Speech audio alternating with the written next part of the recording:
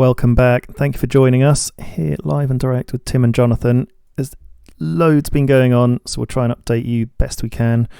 We've been doing some real world intelligence, and that's where it started with Tim. So maybe you can tell us all about it. Yeah, sure. So I had a little look at our neighbours just to see sort of what levels they are, what sort of stats they have. Turns out Oman, the guy playing Oman is a pretty experienced player. He has like a 50% win rate across 30 games. So yeah, pretty strong player. He's actually in coalition with Saudi Arabia and Pakistan. So last night I went and took Saudi's capital. Pretty sure he's now left the game. Doesn't seem to have really done anything else since that's happened. What happens when you take a capital? Basically just tanks the morale in all his other cities. So it's more or less game over for him unless he moves his headquarters somewhere else.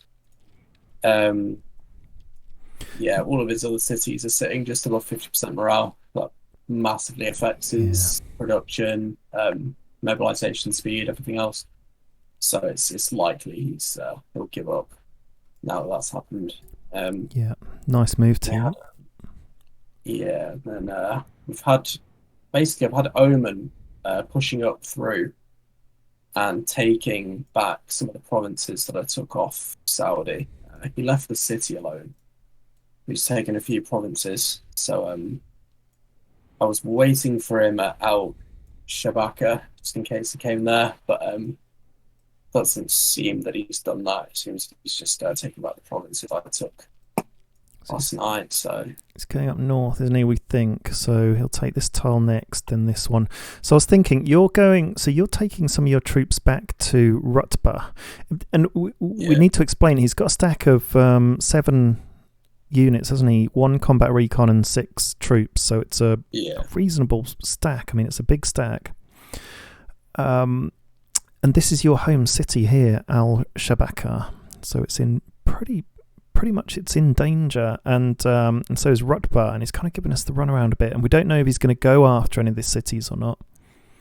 Yeah. But if he does, to keep them, he'd then have to occupy them and sort of water himself down. So we're not really sure what he's doing. I've got a stack up here, just taking out the little bit of Saudi that was near me, just so I've got more line of sight and more warning for when he's going to attack. Oh, I've got a plane attacking him in 2 minutes. He's pretty much dead. His combat recon's got 0.9 health, and his motorized infantry's got 5 health. And I've got my special officer, what do you call him? My infantry officer. Nice stats: 7 attack on troops, 5 on the hard targets, they say, the armoured targets. And he gives all of my troops a 15% bump. And he gives any armoured vehicles a 15% speed bump, but no increase in attack. So I'm thinking, Tim, there's 2 provinces next to Rutba. There's one that's directly west of it called Ar Rutba, and then west of that one, Al Mafraq. I'm thinking, we can see him. There he is. Can you see him on your screen? Yeah. There we go. Good timing. So this is him, and he's going for this province, and he's probably going to keep going up, I'd imagine. Not sure. Yeah, I think so. I'll try and keep an eye on it. Where he goes, if he turns right or if he carries on going straight up. We could probably get to Sakaka or Al Mafraq before he gets there. Just the one south of Al Mafraq. We could probably get there before he does. Well, I think I could just Sakaka. I don't know if that's realistic, actually. Might be a bit much for you. I'll finish this fight off. Well, I'll head for that direction anyway, and we're both going to send a reasonable stack toward his way. My stack, I've lost. Oh, there's the air attack. Okay, it hasn't registered yet. We'll just see what that does. You might lose a combat recon if I'm lucky. It doesn't do much damage, the air attack. 3 seconds, 2 seconds, 1, and then he's going to hit Ooh, took a little bit off, so he's got 0.1 left on his combat recon vehicle. That's a record, and we've recorded it.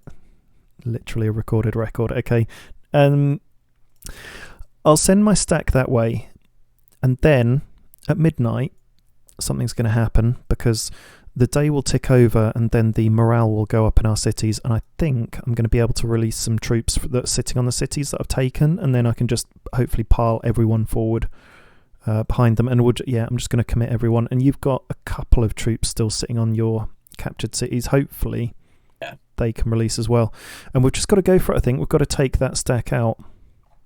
Yeah, definitely. If we have a look, it's just going to be hard to track where he goes. It's not going to be easy, and he's going to take. Can we both attack at once? Yeah. You've seen that before, or are you presuming? Yeah, you can engage with multiple units. So. Oh, I've got a message from Cameroon. I haven't looked at it yet. Should we look at it now? Might be the same as what he sent me. Yeah, go on. Oh, it just says, "Hi, I'd like to work with you guys." Yeah, he said the same to me. So maybe he's watching the show. That's a nice little segue into what's been going on with me.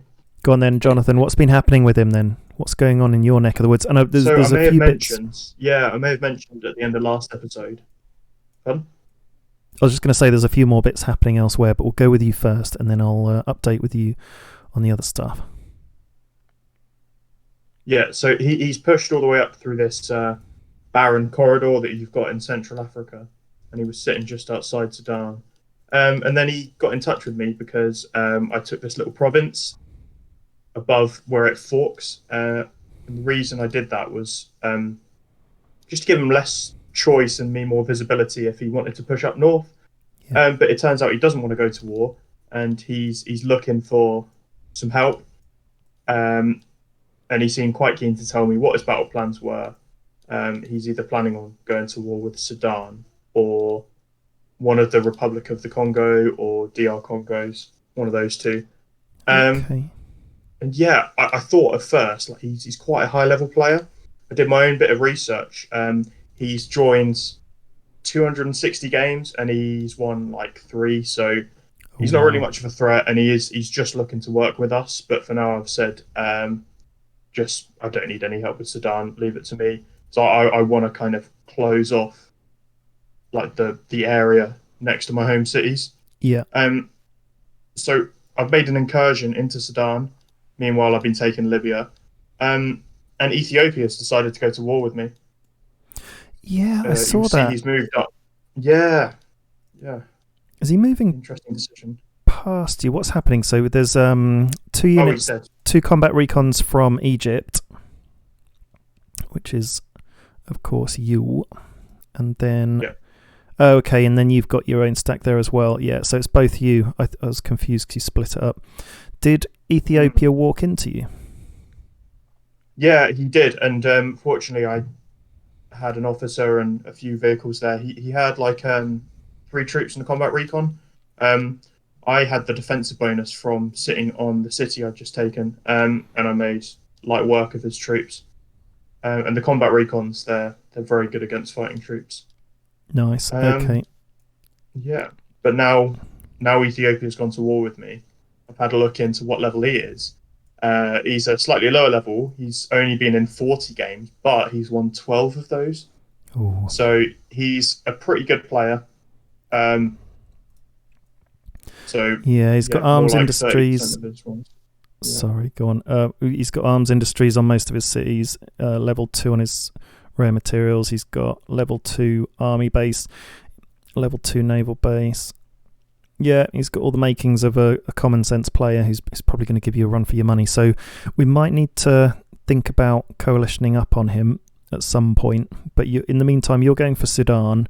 Tim and I, we need to crack through Saudi Arabia and Oman. So we've kind of got our hands full. How are you doing? You're doing pretty well in Libya, aren't you? To your west. Yeah, he's provided no resistance at all. So that's pretty nice, and I don't have to worry about my flank to the south because of this dead zone. So once I take that, it will give me a lot of room if Algeria or Morocco, for example, want to invade. Yeah. Yes, I think Ethiopia is the big contender. I was going to send a raiding party to go and take Oman, but Ethiopia has a level 2 naval base, so he could have some corvettes. So to I don't take have any boats yet. Oman, where's that? So Oman is the big contender we were discussing at the start of the episode. Oh, In Oman. coalition with Saudi. Oh, yeah. Oman. Sorry, yeah, You're no, wrong. of course. But if I wanted to send some troops via the sea, I'd have to go past Djibouti, and I would run into any corvette that he has there, so it would be just far too much of a risk. Yeah. Although saying that, I think Oman has left his cities unoccupied. Yeah, I don't think he's got a lot going on. I think Tim and I can quite possibly and probably push down. The only slight worry I've got is the remnants of Saudi Arabia, because if we push everything we've got down into Oman, then there's not really a lot defending the home counties and stopping it, even a tiny little army from Saudi going up. So part of me wants to push down through Saudi and then into Oman, but then part of me thinks, well, we need to have more urgency and take Oman out while we can before he gets too powerful. So not really sure, but I've got some news actually. So I've started building a Sheridan tank, and it's 16% of the way through. So this is the armoured fighting vehicle, so that's good, and then I can just keep building them, and that'll be ready in 17 hours basically. And then up in my northeast, I did a land grab, got that bit of land, because when you take over a city, if there's a neighbouring tile that's still in enemy hands, it gives you a penalty. So I've just removed that penalty, and it'll give me more morale when the day ticks over, and hopefully I can then move this stack on into probably Tbilisi. That'll be the next one, and then I'll just keep plodding on, sitting on them, and getting through slowly but surely Transcaucasia, but not really getting any sort of resistance or attack there. They've got troops around, and it's a bit of a fight. And then if you look at some of the other players, Ukraine's going big, they're getting aggressive and expanding, so is Poland. Oh wow, Poland's totally taken over Germany, almost. Okay, so there's a lot of action happening elsewhere, some big players, and there's some experienced players in this one, isn't there? Yeah, there seems to be. What do you think? I definitely think you're right, Jonathan. You should just focus all of your attention on, your zones near you, especially when you come into contact with Ethiopia. There'll be a challenge. So through Sudan and Ethiopia and Libya, you've got your hands full. Tim and I should be able to crack Saudi and Oman. Iran isn't really doing anything back, and neither is Caucasia. And then just holding our northwestern flank into Europe with a short stack on Istanbul. But I'm about to complete a combat recon in 4 hours just to help them out. 5 troops and a combat recon. And I do want to build a bunker, but I don't have enough resources. And that goes into the next conversation, really. I want to research a destroyer next. It's going to cost 1,600 supplies. I've got 1,000, nearly 1,100, so I'm nearly there. And I'll buy a bit on the market, so hopefully get there before I go to bed tonight. Because I kind of panicked, Tim. I had a bit of a moment today where, I don't know if you've ever had it, but where your brain sort of spirals and you think, oh God. Because I looked at all Oman's cities and saw they had a naval base on every single one. And I thought, oh, what if they've been building corvettes all along? They could easily have a short stack of corvettes and just be they destroy our coastal cities, and we wouldn't have much to reply with. But then I started looking at your cities, Tim, and what did I see? What did you say? Naval bases. Yeah. You've been building up. where are you with your navy? So I've researched the Corvette today, but I haven't got enough electronics to build one just yet. So Yeah, I queuing can them up. do some. I've got no money. This is the thing. I've just got nothing. I haven't got anything. So like I'm stuck till tomorrow, really, in terms of mobilizing. I really just need to take land, boost my production. Yeah, there's I don't know if you've gone to war with is it Iran yet, but they've got a supply tile right next to you. They have, yeah. Supply city, electronics. I mean, it's a tempter, isn't it? But then it locks up your troops if you take, the cities. But there's that tile there. You might be able to do a bit of land grabbing. Yeah. I'll probably just do. I'm gonna have an airborne infantry in a couple of hours, so I might just hop into a few provinces, just boost the cash per hour, get that tile you mentioned. Yeah, that would be worth it. At this stage, it doesn't really matter if you go to war with a few people. It's just later when it accumulates. You just got to be a bit careful because you take a morale hit. Yeah. At the moment, I'm at war with 3 other nations, so that's fine. But when it gets over this critical threshold, when it gets over 10, things can go bad. What do you think our chances are against Oman, and what do you think our tactics should be? I think we need to pile on him. Spy. To be honest, like as long as he hasn't. I think it'd be better just to push all the way through Saudi and just go to him that way. To be honest. And take Saudi out he's first. He's committed quite a lot of troops like elsewhere. So do you think we should take Saudi out first, slowly but surely, and then, gather our front ever closer to Oman, or rush into Oman?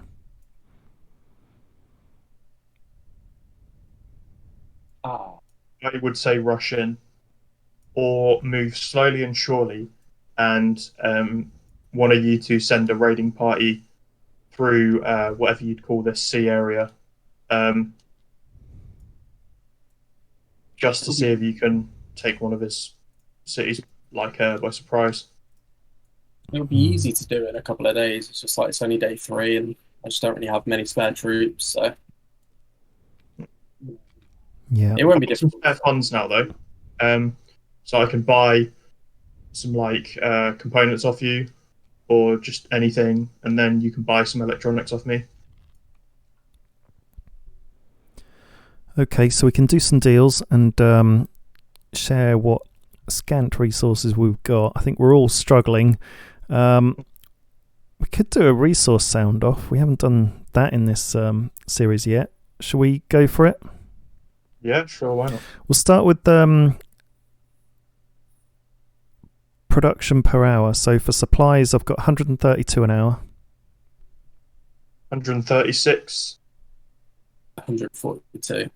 It's pretty good, wow. Tim. Components, 142. 85. Cool. 79. Oh, so I think I've got 2 component cities, and you guys must have 1. 83 on petrol, on the fuel. 115. 60. Okay. 63 electronics. 64. 52. 64 rare materials. 47. 65. 118 manpower. 81. 105. 619 money, cash money per hour. 150. Rate 4. Okay, so a few differences there. Jonathan, markedly on your components. Yeah, it's not great. So how many component cities have you got?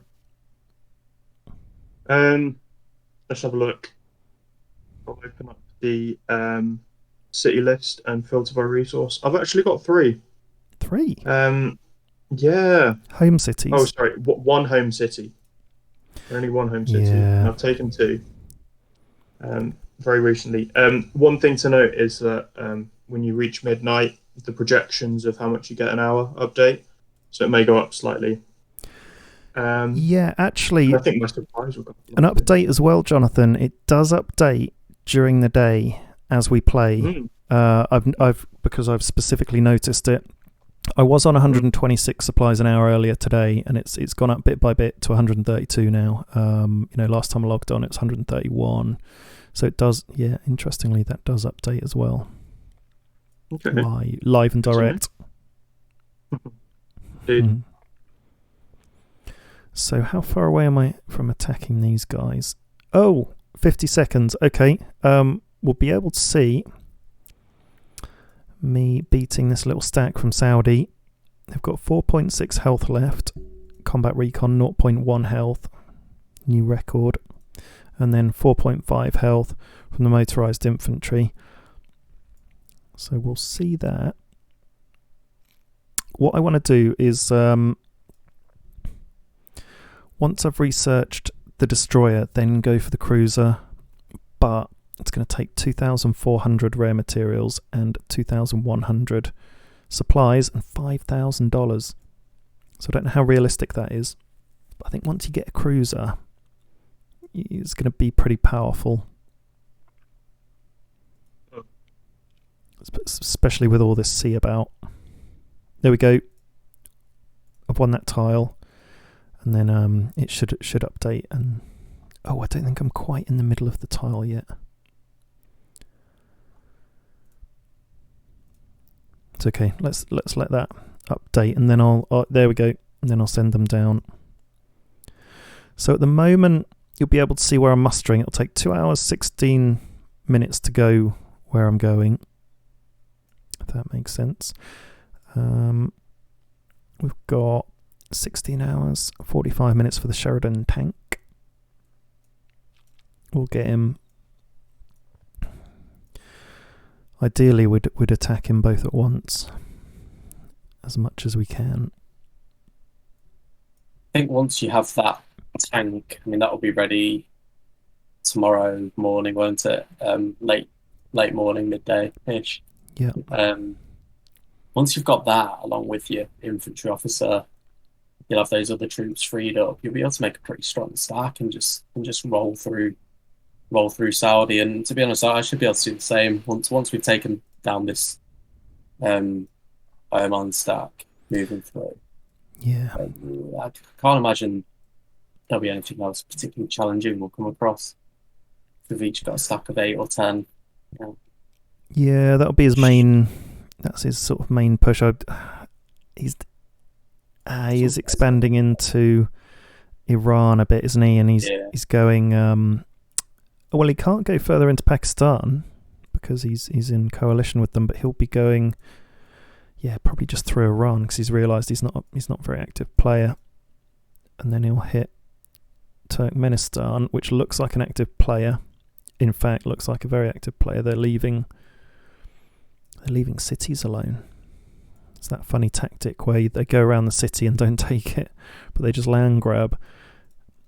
And then these guys in Afghanistan, they don't look very active.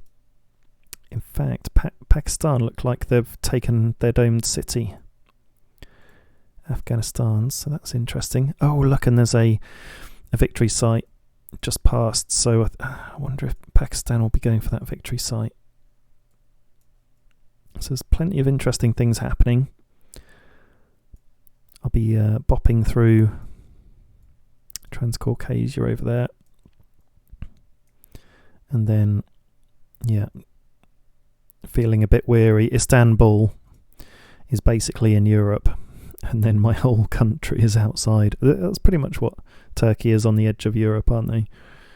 But not quite inside. So Istanbul's a bit of a pain. Ukraine has made some moves, actually. Yeah. They've taken a lot of land. dug into Romania. Have they gone into Russia as well? Possibly. Yeah. Oh god, they're near Moscow. Doesn't look like Moscow. Russia's very active. No, Russia's not very active. They've not built anything. Except maybe harbours. Yeah, Europe's shaping up to be quite tough. We're going to probably have to come together as a coalition at some point and put some troops towards Europe. Or just defend our northern borders against them. Either way, they'll be coming. I feel like I need to. The most important thing at the start is just to like keep up really and make sure you're sort of on top or near the top. I want to fall behind the other stronger players. So yeah, I just need to take more cities. Yeah, it's a mad land grab at the start. Let's see the leaderboard. So we've got Poland. Look, Poland's up joint top with me. Egypt. There you go, Jonathan. You're in joint third place with Norway and Mesoamerica. Then there's Ukraine down there as well. Yeah, and then there you are, Tim. Joint third. You're kind of in that third trench of people with 9 cities. So we're doing well as a coalition. Look at the victory points. Oh yeah. What in coalitions? Yeah, on the same diplomacy tab that you're Score. on, filter by victory points too, and you'll see the 500 points that the victory site has got me. Yeah, so I've done it in the coalition list actually. We're second coalition in the game by quite a few points, by a couple hundred points. But top is someone called the Confederacy. Details. So that's France, Poland, and Ukraine. There you go. So France, Poland, Ukraine. Okay. Yeah, they're expanding big time, and there's not much of a buffer zone in between us and them. I mean, there kind of is, but nothing in between me and Ukraine. Things are going to get very interesting very quickly. We've got this very difficult player, Oman. You've got Ethiopia as our immediate threats, and then we've got this wider, already huge coalition, biggest in the board, right next door to us. Here we go. That's our challenge. It's written in the stars. What are you researching, Jonathan? Only one thing at the minute, and that is the strike fighter. Oh, I'm a It's going bit to be jealous. essential in fighting some of these land battles. Yeah, that's what I'd like to go for, but I panicked and thought maybe actually boats are a good one to start with. Just Are you building your boats then? I'll be building them in Izmir. So I'm just building a arms industry first, and then I need to upgrade my naval base twice. The first upgrade will take 9 hours, 33 minutes, and then the next upgrade, I imagine, will take a day. So, and all the way along, just desperate for resources. So I'll have to save up. But I do quite like to research stuff when I can and then have it ready. Not necessarily straight away to build, but soon. Kind of motivates me then to put the infrastructure in. And I'm not sure what you need for the cruiser. Let's have a look. Oh, it is. Naval base level 4. And they're expensive. Yeah, we're going to have to see how effective that is then.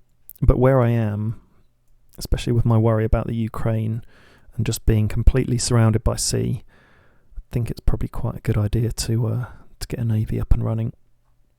Got a basic ground force, got my tanks, got my troops, got an officer. I think that hopefully will do me for now. And then once I've done my boats, I can upgrade a bit more into the other stuff.